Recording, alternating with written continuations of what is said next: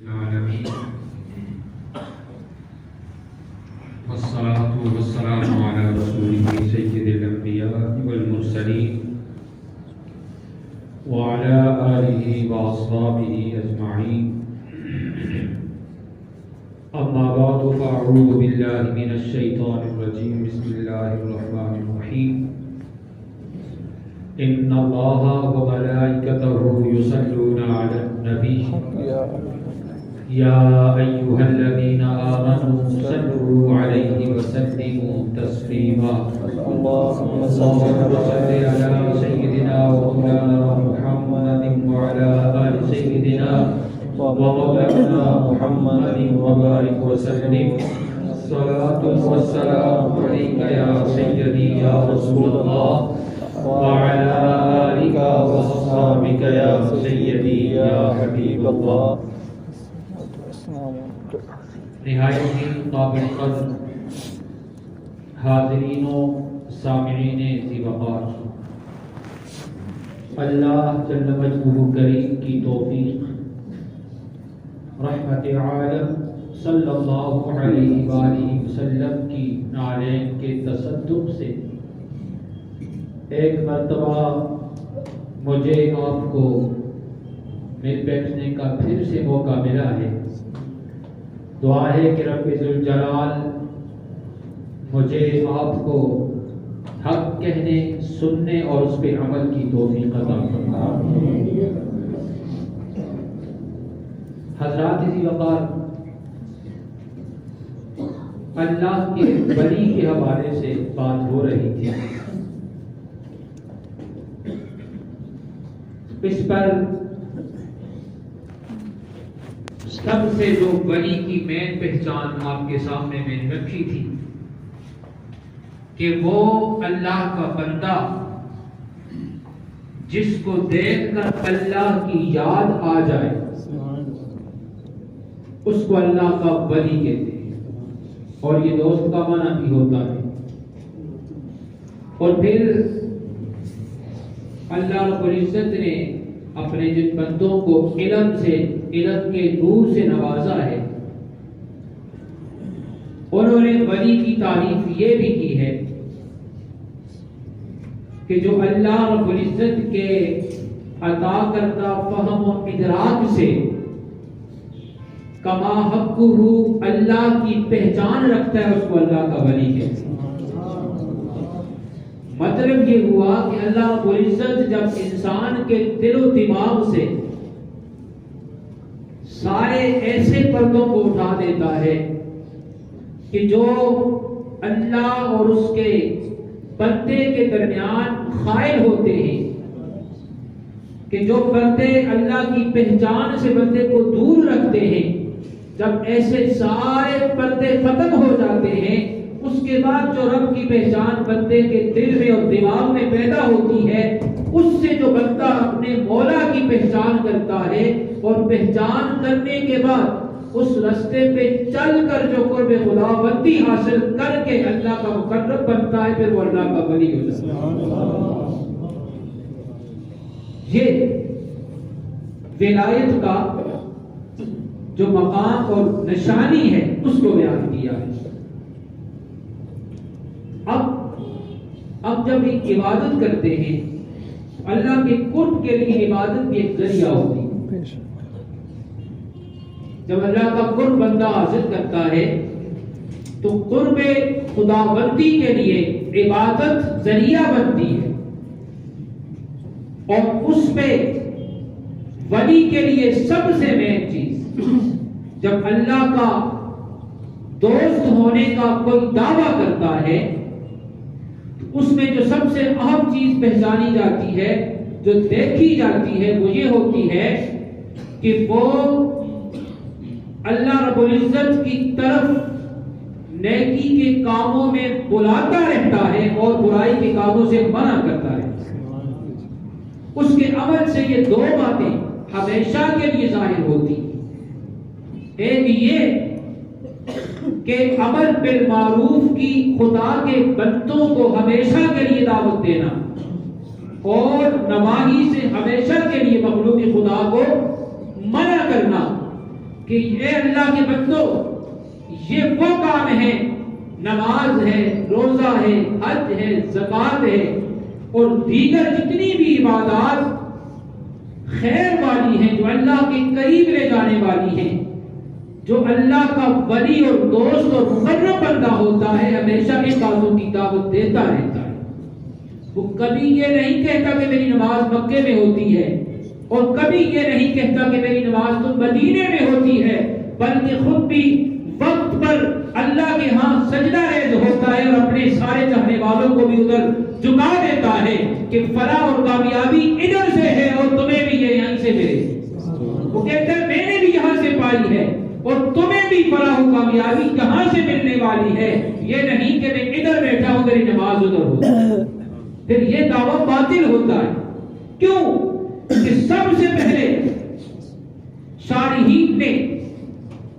اور اللہ کے علم کے نور سے منور لوگوں نے اس کی تعریف یہ کی کہ ولی کے اندر تمہیں سب سے پہلی کرامت اور نشانی یہ ملی۔ حضرت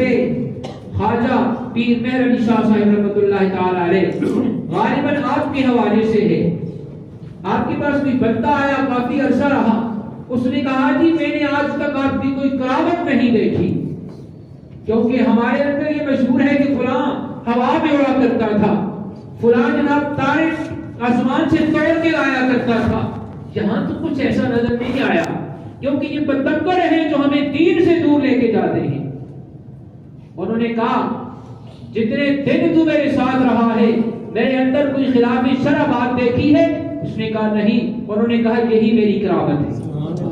یہی میری کرامت ہے کہ جتنا وقت تو نے میرے ساتھ گزارا ہے سارے کا سارا میرے اللہ اور اس کے رسول کی اتباع میں گزارا ہے، اور تیری موجودگی میں کوئی ایسا کام اللہ رب العزت کے کرم سے میری ذات سے سرزد نہیں ہوا جو اللہ کو ناراض کرنے والا اور اس کے محبوب کو ناراض کرنے والا۔ اس لیے یہی ولی کی سب سے بڑی کرامت ہے، اور یہی بات انہوں نے لکھ بھی دی ہے کہ جب آپ اللہ کے ولی کے پاس جاتے ہیں اور جو دعوی ولایت کرتا ہے وہ اپنے آپ سے یہ عیا کرتا ہے اور اس کے قول و فعل سے یہ بات ظاہر ہوتی ہے کہ وہ ہمیشہ اپنے چاہنے والوں کو، اپنے سے وابستہ لوگوں کو، اپنے متوسلین کو ہمیشہ نیکی کی طرف راغب کرتا ہے اور خود بھی نیکی کی تمنا اور آرزو رکھتا ہے، اور ہمیشہ برائی سے منع کرتا ہے اور برائی سے رکنے کی تمنا اور آرزو اللہ کی بارگاہ میں لیے بیٹھا ہوتا ہے، اور جتنے بھی اس کی کشتی میں سواریاں بیٹھی ہوتی ہیں جو اس کے متوسلین ہوتے ہیں، جو اس کے تعلق دار ہوتے ہیں، جو اس کے دامن شفقت سے وابستہ ہوتے ہیں، وہ کہتا ہے ان کی نیا ڈوبے نہ بلکہ ان کی نیا بھی میرے ساتھ تر جائے، اور حضور صلی اللہ علیہ وآلہ وسلم کی دامن رحمت سے وہ اس کے سارے کے ساروں کو باطل کر کے اللہ کی رحمت سے جا ملاتا ہے، اور پھر وہ جو اللہ رب العزت کے کرم سے خود برائی سے رک کر نیکی پر چلنے والا ہوتا ہے، اور جو اس کے متبعین ہوتے ہیں جن کو وہ ہدایات کی ہر وقت جو ہے دعوت دیتا ہے، اچھے کاموں کی طرف بلاتا ہے، برائی سے روکتا ہے، پھر وہی چلتے چلتے چلتے ایک دن اللہ رب العزت کا قرب حاصل کر کے پھر نگاہ اٹھا کے ہاتھ بلند کر کے جو اپنے لیے تو بعد میں مانگتا ہے پہلے اپنے چاہنے والوں کے لیے مانگتا ہے، اللہ ان کے بیڑوں کو بھی تار دیتا ہے، تو یہی چلتا رہتا ہے۔ اور پھر جب بندہ اس مقام پر پہنچتا ہے تو کیا ہوتا ہے؟ شاہ شمس تبریز جب کسی نے آپ کو گوشت پکا کے نہ دیا تو سورج پھر ان کے اشارے پہ قریب آ جاتا ہے اور ان کو خود اللہ رب العزت کے حکم سے گوشت پورا ہوا مل جاتا ہے، سورج کی تپش ہی اس کے لیے کام کر جاتی ہے۔ اور پھر خواجہ معین الدین چشتی اجمیری جب بت کو ایسے کوہنی مار کے کہتے ہیں کہ کھا لے اس لڈو کو، تو پھر وہ کھانے پر مجبور ہو جاتا ہے۔ یہ کس لیے ہوتا ہے کہ جب اوامر کا حکم دینے والا اللہ کا بندہ منزل طے کر کے اس سطح پر پہنچتا ہے کہ وہ اپنا تن من تن سارا رب اور اس کے رسول کے لیے قربان کر دیتا ہے، تو رب اس کی ساری باتوں کو اپنی جناب میں قبول فرماتا ہے۔ پھر ایسی خارق عادت اور خلاف طبع باتیں جب اللہ کے بندے سے صادر ہوتی ہیں تو ان کو کرامت کہا جاتا ہے. ان کو کیا کہا جاتا ہے؟ کرامت. یہ کرامت بمعنی عزت کے ہے کہ جب وہ اپنی ذات پر دوسروں کو ترجیح دے کر، اپنے مفاد پر دوسروں کے مفادات کو ترجیح دے کر، اپنی ضروریات پر دوسروں کی ضروریات کو ترجیح دے کر وہ اپنے آپ کو انہی کی طرح سمجھ کر کہ جو اس کے سامنے بیٹھے ہوتے ہیں کہ میں بھی اللہ کا بندہ ہوں، یہ بھی اللہ کے بندے ہیں، میں بھی خاک ہوں، یہ بھی خاک ہیں، پھر اللہ سے اپنی عزت و انکساری سے مانگتا ہے تو اب اس کے درجات بلند فرماتا رہتا ہے.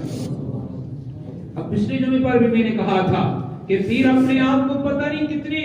بلند سطح پہ سمجھتا ہو اور مرید کو اپنے پاؤں کی خاک نہ سمجھے، وہ پیر ہی نہیں ہوتا. پیر ہوتا ہی وہ ہے کہ جو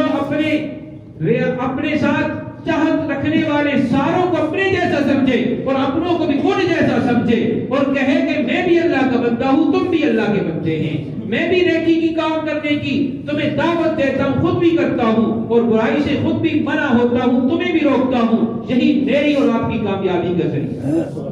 تو پھر ایسے میں اللہ بندے کو وہ عروج عطا فرماتا ہے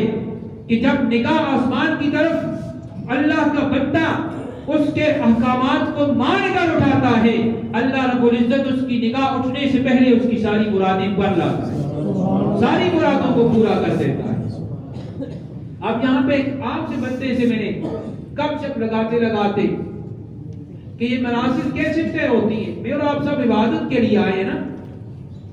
تو ہمیں کیا پتا ہماری نماز قبول ہوگی یا نہیں ہوگی. ہم روزے بھی رکھتے ہیں، کسوٹی تو کوئی نہیں ہے، ہمارے پاس کوئی ایسا پیمانہ بھی نہیں ہے کہ جو اللہ اور اس کے رسول کی طرف سے ہیں. تو اشارات بہت ہیں لیکن ہماری دل و دماغ میں ایسا نہیں، ہم مطمئن نہیں ہوتے کہ پتہ نہیں ہماری نماز قبول ہے یا نہیں ہے. بندے نے کہا کہ یار ہمارے ساتھ حج میں ایک بندہ تھا، اس نے کہا میں نے کہا عمرے کی حج کیے، لیکن مجھے ایک اندازہ ہے، مجھے کیا ہے؟ ایک اندازہ ہے، اس اندازے سے میں کہہ سکتا ہوں کہ میرا حج اور میرا عمرہ قبول ہوا یا نہیں ہوا. اور اسی اندازے سے ہم اپنی نماز کا بھی جائزہ لگا سکتے ہیں، کیونکہ یہی اللہ کے قرب اور اللہ رب العزت کے فضل اور کرم کا ذریعہ ہے. کیونکہ جو نماز ہے وہ فرض ہے، روزہ فرض ہے، حج صاحب استطاعت پر فرض ہے، زکوٰۃ صاحب نصاب پر فرض ہے، اور اس کے علاوہ جو حقوق العباد میں فرائض ہیں، واجبات ہیں، ان کا ادا کرنا بھی بندے پر فرض ہے. اب دیکھیں نا کہ میرے پڑوس میں ایک بندہ ہے، وہ یہودی ہے، وہ جناب والا اسلام کا مذہب رکھتا ہے، لیکن میں جو مسلک رکھتا ہوں شاید وہ نہیں رکھتا، جو آپ رکھتے ہیں وہ دوسرا نہیں رکھتا.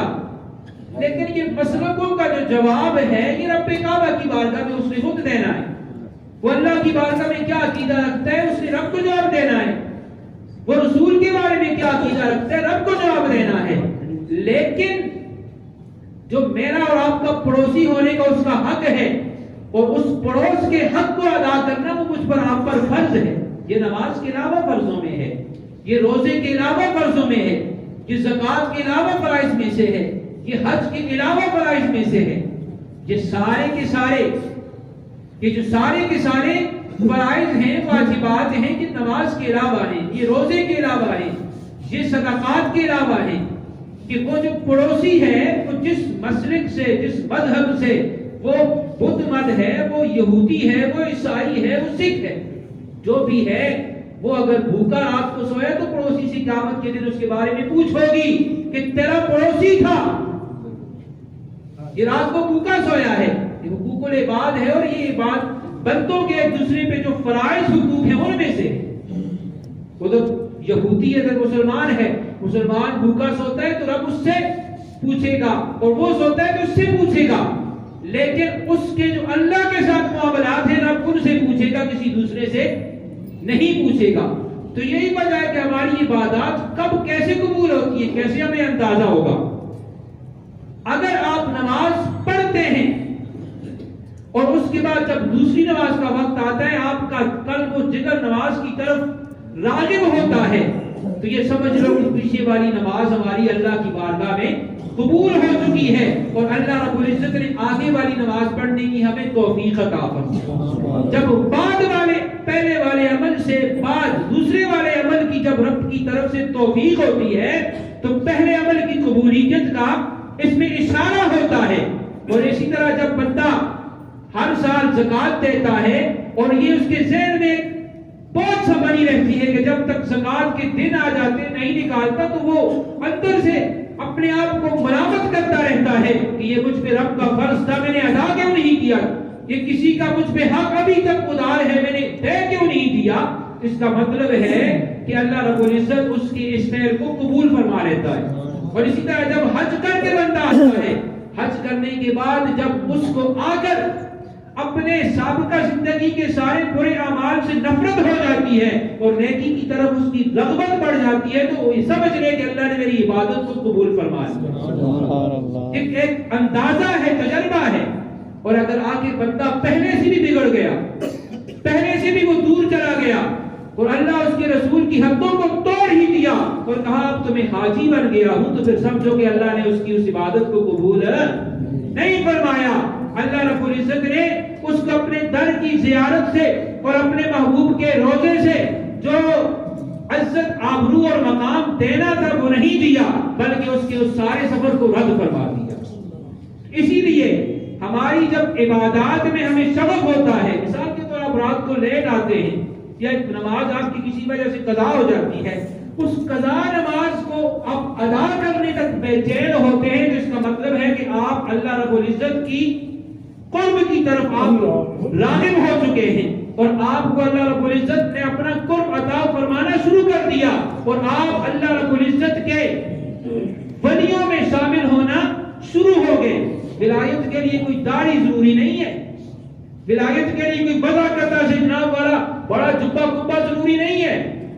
اللہ کے ولی حضرت علامہ اقبال رحمۃ اللہ تعالی علیہ بھی تھے، جن کے چہرے میں داڑھی کوئی نہیں تھی، لیکن درد انسانیت کا ایسے ان کے دل میں تھا کہ آج کے بڑے جبے کبے والے کے اندر وہ درد نہیں ہے کہ آج کا جبے کبے والا انسان کو کچل کر اپنی گاڑی اوپر سے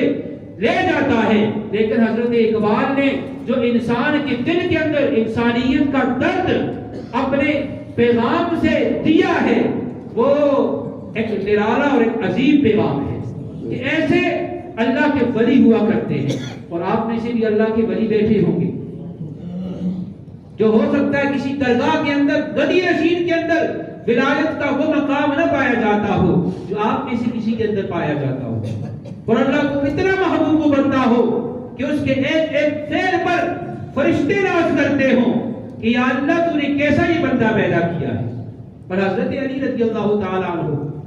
یہ ولایت کی بات ہو رہی ہے، کیسے رب کا قرب اللہ رب العزت اپنا قرب اپنے بندے کو عطا کرتا ہے۔ حضرت علی فرماتے ہیں، حضرت عمر کو فرمایا، ذرا غور سے سننے والی بات ہے، اے عمر اگر اپنے دوست سے ملاقات چاہتے ہو تو پھر 4 باتیں بتائیں، یہ 4 کام کر لو۔ اے عمر پیبند والا کپڑا پہنو، فقر اختیار کرو، عاجزی اختیار کرو، اور دوسرا کیا فرمایا؟ فرمایا